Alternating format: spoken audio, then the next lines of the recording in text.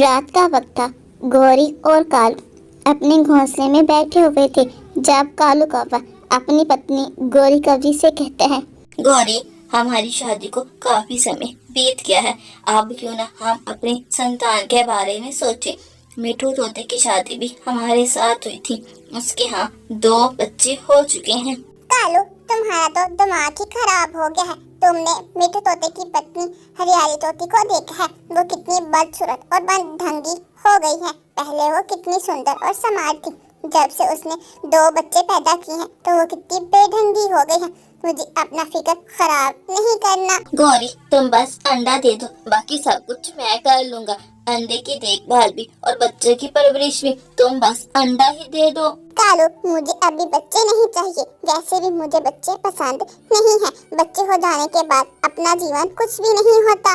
उनके लिए दाना चुन कर लाओ, उनका देखभाल करो।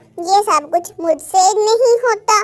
गौरी, लेकिन जीने का असल मजा तो संतान से होता है। जिन पक्षियों के पास संतान नहीं है, जाकर उनसे पूछो। कालू, तुम क्या चाहते हो? एक संतान की खातिर मैं अपना फिगर खराब कर लूं? मैंने इतनी मुश्किल से अपना फिगर बनाया है। जंगल में सबसे सुंदर मैं ही हूँ। परंतु गौरी, क्या तुम्हारा दिल नहीं करता कि हमारे घोंसले में भी छोटे छोटे बच्चे हों, जिससे हमारे घोंसले की रौनक और भी बढ़ जाएगी? नहीं नहीं, मुझे बच्चे बिल्कुल भी पसंद नहीं है और मैं कोई बच्चा पैदा नहीं करने वाली। फिर कालू कौवा गौरी कवि की बात सुनकर घोंसले में लेटकर सो जाता है। ये वो लड़ाई थी जो पिछले 5 साल से चल रही थी।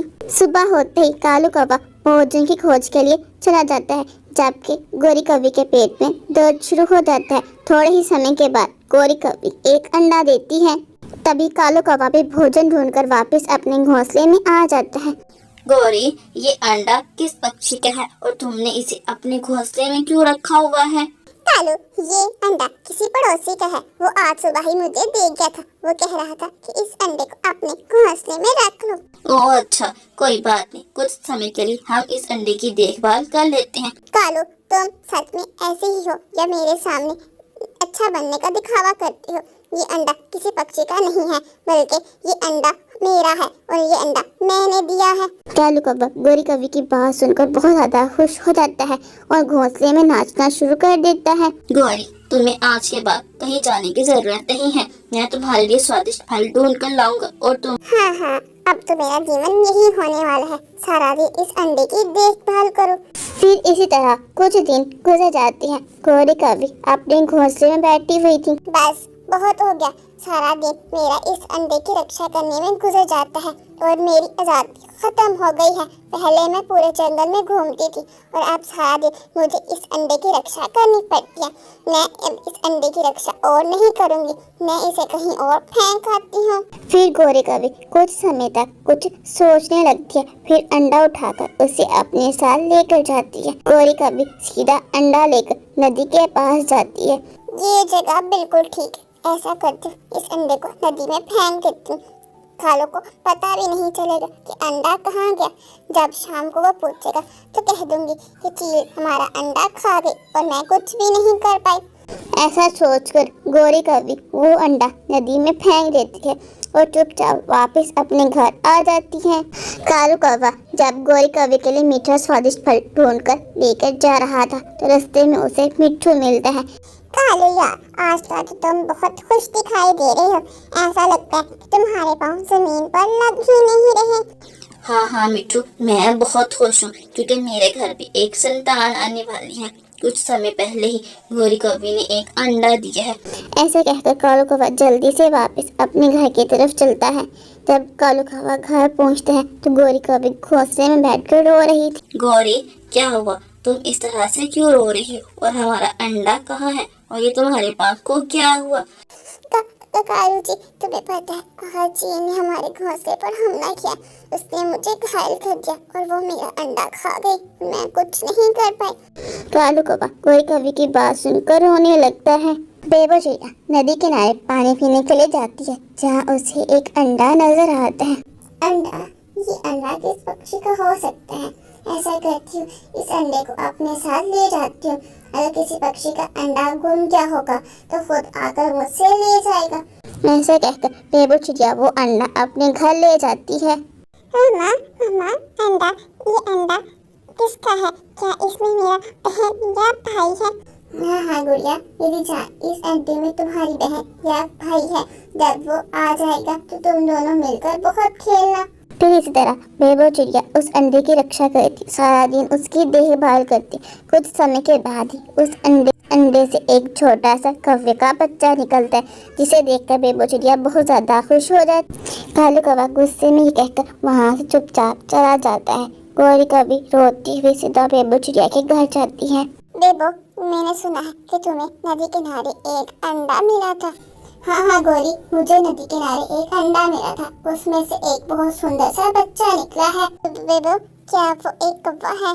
हाँ हाँ गौरी, वो एक कौवे का बच्चा है। मैं काफी समय से उसके माता पिता को ढूंढ रही थी, लेकिन मुझे उसके माता पिता नहीं मिले।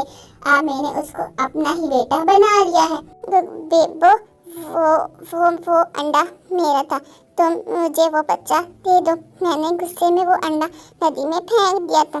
गौरी, तुम्हारा दिमाग खराब है। कोई मर्द अपना अंडा नदी में कैसे फेंक सकती है? बेबो, मुझे लगता था अगर वो बच्चा इस दुनिया में आ गया तो मेरी आज़ादी छिन जाएगी। तुम मुझे वो बच्चा दे दो प्लीज। तभी कुकू घर से बाहर आ जाता है। मम्मा आप यहाँ बैठिए, मुझे बहुत भूख लग रही है। जल्दी से आकर मुझे खाना दे दे। मेरा प्यारा बेटा, इधर आओ, मैं तुम्हारी मम्मा हूँ। ये चिड़िया तुम्हारी मम्मा नहीं है। नहीं, ये ही मेरी मम्मा है। आप मेरी मम्मा नहीं है। आपने मुझे नदी में फेंक दिया तो मैं उसी समय आपके लिए मर गया था। अगर ये ना होती तो कोई चीज मुझे खा जाती। इन्हीं की वजह से मैं इस दुनिया में हूँ और यही मेरी मम्मा है और मैं इन्हीं के पास रहूंगा। आप यहाँ से जा सकती हैं। कुकू ऐसे कहकर गुस्से से घर के अंदर चला जाता है। तभी वहाँ कालू कौवा भी आ जाता है। गौरी, अब तुम यहाँ क्या कर रही हो? वैसे भी तुम्हारा फिक्र तो खराब हो जाएगा। अब बच्चे की तलाश में यहाँ क्यों आ गई हो? चुपचाप घर चलो। कालू जी, नहीं, वो हमारा बेटा है। हम उसे अपने साथ लेकर जाएंगे। गौरी, अंडा देने से कोई माँ नहीं बनता। माँ वो होती है जो उसकी परवरिश करे। तुमने सिर्फ अंडा दिया था, माँ बनने की कोशिश नहीं की। माँ उसकी सिर्फ चिड़िया है, उसे चिड़िया के पास ही रहने दो। फिर गौरी कभी रोते रोते वापस अपने घर चली जाती है। इस कहानी से हमें सीख मिलती है, माँ वो नहीं जो सिर्फ जन्म दे, माँ वो है जो मोहब्बत से पालते हुए खुद को भूल जाए। अगर आपको ये कहानी पसंद आए, लाइक, शेयर, कमेंट और सब्सक्राइब करना मत भूलिएगा। धन्यवाद। जंगल में गौरी कभी अपना आइसक्रीम का ठेला चलाती थी। गौरी कभी बहुत दुष्ट कभी थी। वो छोटे पक्षियों से आइसक्रीम के पैसे ले लेती, लेकिन उन्हें आइसक्रीम खाने को ना देती। ओए गंदी आंखों वाले कबूतर के बेटे, आइसक्रीम के पैसे दो पहले, फिर मैं तुम्हें खाने के लिए आइसक्रीम दूंगी। गौरी आंटी, मैंने तो आइसक्रीम के पैसे पहले ही आपको दे दिए। नहीं, तुमने मुझे आइसक्रीम के पैसे अभी तक नहीं दिए। नहीं गौरी आंटी, आपको कोई गलतफहमी हो रही है। मैंने सबसे पहले आपको पैसे दिए हैं। आप अपने गले में देखो। नहीं दिए। मैंने तुमसे कहा ना कि तुमने मुझे आइसक्रीम के पैसे नहीं दिए। अब ये आइसक्रीम तुम नहीं खाओगे। मेरी आइसक्रीम अब वापस करो। वापस? गौरी आंटी, मैं आपको आइसक्रीम वापस कैसे करूं? मैं तो पहले ही आइसक्रीम खा चुका हूं। मैं अभी घर जाकर आपको और पैसे ला देता हूं। बहुत बढ़िया। आइसक्रीम खाने के लिए आ गए, लेकिन पैसे किसने लाने थे? आप जल्दी से मुझे पैसे दो या मैं 2-4 पंख तुम्हें लगा दूं। गौरी आंटी, मेरे पास और पैसे नहीं हैं। जो पैसे थे वो मैं आपको पहले ही दे चुका हूँ। फिर गौरी कभी कबूतर के छोटे से बच्चे को मारने लगती है। मिट्ठू गौरी कभी को ये सब कुछ करता हुआ एक पेड़ की टहनी पर बैठा देख रहा था। फिर गौरी कभी हर दिन ऐसा ही करती। वो बच्चों से पैसे ले लेती, लेकिन उन्हें आइसक्रीम खाने को ना देती। जब वो आइसक्रीम मांगते तो उन्हें 2-4 पंख लगाकर वहाँ से भगा देती। कालू, मेरी अकलमंद पति, देखो आइसक्रीम का धंधा तो मेरा बहुत अच्छा चल रहा है। मैं बच्चों से पैसे ले लेती हूँ, लेकिन बहुत कम ही आइसक्रीम बेचती हूँ। इससे मुझे बहुत मुनाफा होता है। हाँ, मेरी अक्लमंद सुंदर कवि, तुम बहुत अच्छा करती हो। इस तरह चलता रहा तो हम बहुत जल्द अमीर पक्षी बन जाएंगे। हाँ हाँ कारू, इस साल तो मैं एक सुंदर सा घर बनाऊंगी जो घर जंगल में किसी पक्षी का नहीं होगा। और मुझे एक बहुत बड़ी सुंदर सी गाड़ी भी खरीदनी है। हाँ हाँ गौरी, ये सब कुछ हो जाएगा। अगर तुम इसी तरह जंगल में आइसक्रीम बेचती रही तो हम बहुत जल्द जंगल के सबसे अमीर पक्षी बन जाएंगे। आइसक्रीम ले लो, आइसक्रीम, ठंडी ठंडी मजेदार आइसक्रीम, जो एक बार खाए वो बार बार खाए।